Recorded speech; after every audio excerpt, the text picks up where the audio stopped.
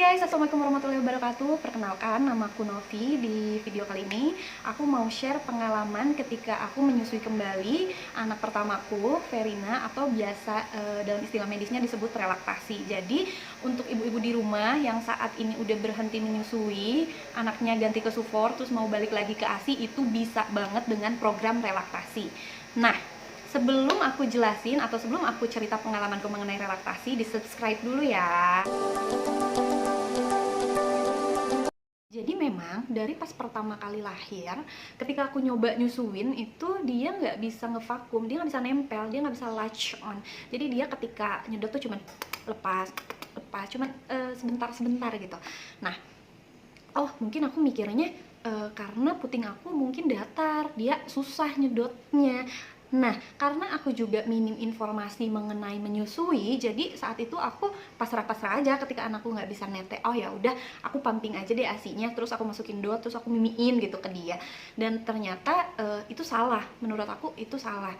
Kenapa? Karena itu yang membuat bayi bingung sama putingnya. Jadi nanti dia tetap nggak akan mau tuh kalau kita tetein langsung. Nah, dan juga kelemahan juga kita pumping itu, kita kan kadang suka lupa ya. Sementara kan pumping itu kita nggak boleh lewat. Kalau lewat nanti produksi ASINya menurun. Nah, lama-kelamaan karena aku juga kerja, lama-kelamaan ASIku itu habis atau makin sedikit, sampai akhirnya bener-bener ASI itu habis sama sekali dan anakku full susu formula. Jadi setelah aku periksa ke dokter, ternyata anakku itu ada tongtai sama lip tie-nya, Mam. Nah, inilah yang mengakibatkan anakku itu tidak bisa menyusu sama ibunya dengan benar. Mungkin moms di rumah juga ada yang masalahnya sama nih, tidak bisa menyusui anaknya, atau si dedeknya dia nggak mau nyusu nih di mamanya. Nah, mungkin aja masalahnya sama. Coba dicek dia ada lip tie atau tongue tie-nya nggak. Nah, kalau memang misalkan ada, nah itu solusinya seperti apa? Kalau saya sendiri sih pada saat itu saya memutuskan untuk melakukan insisi. Untuk biaya insisi sendiri untuk tongue tie waktu itu Verina sebesar 750.000 dan untuk lip tie-nya sebesar 850.000 plus biaya konsultasi sebesar 350.000, Mams. Permasalahan selanjutnya dalam menyusui yang paling sering terjadi itu adalah biasanya bingung puting. Nah, Mams, kenapa bayi bisa bingung puting? Ini biasanya itu disebabkan oleh terlalu dini kita mengenalkan dot kepada bayi. Sekarang gimana nih caranya ketika bayi udah bingung puting? Nah, kalau saran saya yang pertama itu adalah jauhkan bayi dari dot, atau jangan pernah kasih minum susu bayi lewat media dot. Dan juga jangan kasih bayi empeng. Nah, yang kedua itu adalah lakukan pelekatan yang benar ketika menyusui. Bagaimana nih cara pelekatan yang benar ketika menyusui? Yang pertama itu adalah bibir atas dan bibir bawah itu terbuka. Mulut terbuka lebar, bibir atas, bibir bawah dia terbuka ke arah luar. Kemudian area areola puting, areolanya itu lebih banyak masuk ke dalam mulut bayi. Kemudian dagu bayi ini menempel kepada payudara ibu. Itu adalah cara pelekatan yang benar. Kemudian susui bayi sesering mungkin. Memang sih agak sulit memang ketika bayi disusui dan dianya meronta-ronta. Nah, ketika bayi itu udah mulai frustasi butuh asupan cairan, sedangkan dia gak mau nete langsung, biasanya saya kasih ke mbaknya atau misalkan kasih ke ibu saya yang merawat dia di rumah. Jadi biasanya ibu atau mbaknya kasih minum susu dia tapi tidak lewat dot. Biasanya saya pakai ini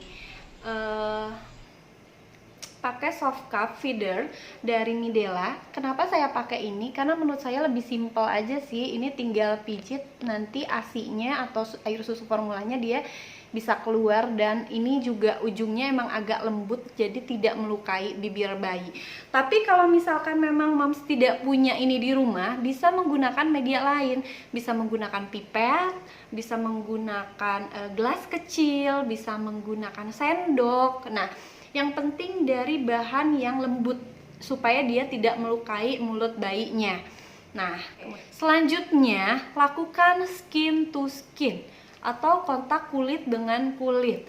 Nah, bagaimana cara skin to skin yang benar? Saya diajarkan oleh dokter laktasi. Jadi bayi itu posisi kepalanya dia ada di dada saya. Kemudian bayinya itu buka semua pakaiannya, jadi dia hanya menggunakan pampers. Dia hanya menggunakan pampers, ibunya juga seperti itu, dibuka semua pakaiannya. Kalau bisa dia nggak usah menggunakan bra. Jadi atas benar-benar tidak menggunakan pakaian sama sekali. Tempelkan bayi di dada. Kemudian skin to skin, gendong. Biasanya sih lebih enak, saya sarankan pakai gendongan kain seperti ini. Nah, atau moms di rumah juga bisa menggunakan gendongan geos ya. Biasanya itu lebih enak. Gimana nyamannya aja sih, yang penting si badan bayi itu nempel sama badannya kita. Gitu. Itu untuk kendala ibu tidak bisa menyusui bayinya. Itu juga lumayan sering adalah ASI saya sedikit moms, ASI saya nggak keluar.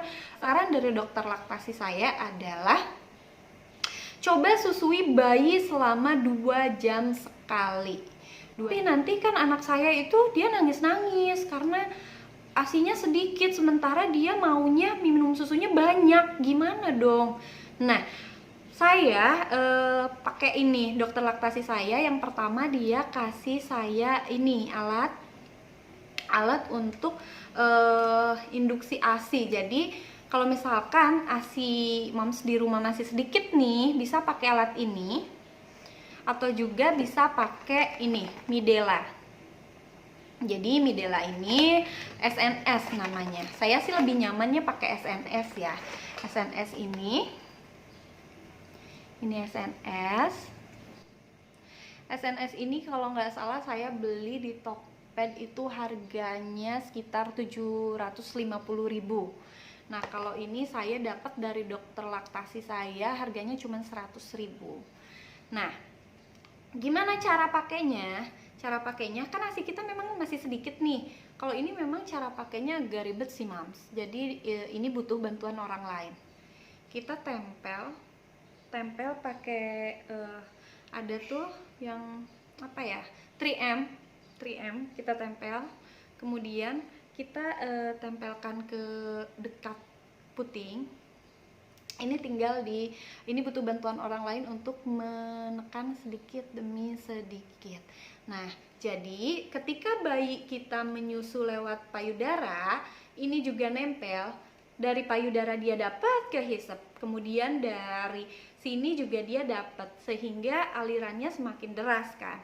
Nah, kemudian kalau misalkan saya lebih simpel pakai ini sih, pakai SNS, karena ini cukup dikalungin aja, kemudian ini juga ditempel ke payudaranya sama, tapi ini nggak perlu bantuan orang lain karena memang ini dia akan menetes dengan sendirinya. Oke, cara selanjutnya coba lakukan teknik power pumping.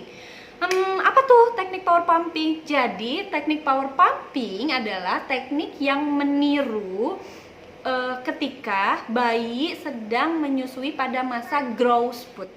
Moms cukup pumping 20 menit, kemudian istirahat 10 menit. Setelah istirahat 10 menit, pumping lagi 10 menit. Setelah itu istirahat lagi 10 menit, kemudian pumping lagi 10 menit. Nah, saya sarankan power pumping itu lebih baik dilakukan itu pada tengah malam. Kenapa? Karena pada saat itu katanya memang hormon yang memproduksi ASI itu lagi banyak-banyaknya. Lakukan pijat oksitoksin. Selain pijat oksitoksin juga moms mungkin bisa konsumsi suplemen-suplemen yang bisa memperlancar ASINya supaya deras. Waktu itu dokter relaktasiku yang pertama sama dokter relaktasiku yang kedua itu dia resepnya sama, dia kasih obat kalau nggak salah itu obat domperidon, tapi saya lupa lagi dosisnya seperti apa. Tapi mungkin moms di rumah punya obat atau suplemen lain untuk memperlancar ASI, itu sih sebenarnya bebas ya. Oke Mams, itu adalah cerita pengalaman saya mengenai relaktasi. Di sana ada beberapa alasan kenapa bayi saya tidak mau menyusui, mungkin bayi Mams juga seperti itu, dan beberapa tips yang saya dapatkan dari dokter laktasi saya. Nah, mudah-mudahan ini bermanfaat untuk Mams atau ibu-ibu baru di rumah yang masih bingung nih cara menyusui seperti apa, dan masalah-masalah menyusuinya ada yang masalahnya sama seperti saya. Mudah-mudahan ini bisa menjadi referensi untuk teman-teman di rumah. Oke, di video selanjutnya saya akan membahas step by step proses saya relaktasi. Saya melakukan 2 relaktasi, ada relaktasi mandiri di rumah dibimbing dengan konselor laktasi, dan juga saya ada pengalaman relaktasi di rumah sakit. Itu saya rawat inap sampai 3 hari. Mau tahu bagaimana videonya? Ditunggu ya video selanjutnya. Bye bye.